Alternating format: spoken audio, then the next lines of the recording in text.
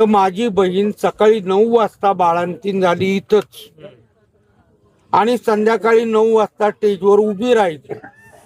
तर पोलीस स्टेशनला नारायणगाववरनं फोन आला की रघुवीर केळकर यांची बायको वारली आणि माझा कार्यक्रम चालू होता. ऐन रंगात आलेला कार्यक्रम. पुरस्कार तर मिळालाय. हो. हं. त्यांचा जो स्ट्रगल जो ऐकून असताल तुम्ही तुमच्या ऐकडनं पण काय वाटतं ते? नाही आता बदललाय ना तो. बदल झालेला. आणि कसं होतं, तमाशात अशा बऱ्याच महिला आहेत की त्या स्टेजच्या मागं बाळंतीण झालं. याच सांगोल्यात आजच्या दिवशी आमचा तमाशा होता, तिकडे लागायचा पोलीस स्टेशन समोर. तर माझी बहीण सकाळी 9 वाजता बाळंतीण झाली इथंच आणि संध्याकाळी 9 वाजता स्टेजवर उभी राहिली.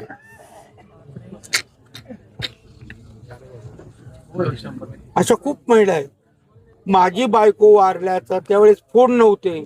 फोन फक्त कुठं असायचे, ग्रामपंचायतीत, पोलीस स्टेशनला. तर पोलीस स्टेशनला नारायणगाववरनं फोन आला की रघुवीर केळकर यांची बायको वारली आणि माझा कार्यक्रम चालू होता. ऐन रंगात आलेला कार्यक्रम. मला येऊन माझ्या आईला सांगितलं.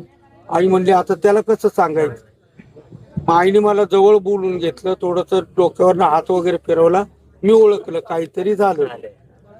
आई म्हणली तुझ्याचं असं झालं, पण बाबा ही लोक आहे ना तुझ्याकडनं आनंद घेण्यासाठी आलेली, तू तुझं दुःख त्यांना देऊ नको.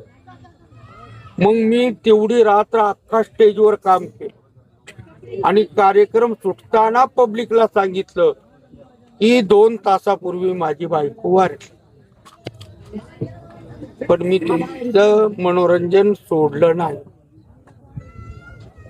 असे प्रसंग येतात, त्याला तोड द्यावं लागतं.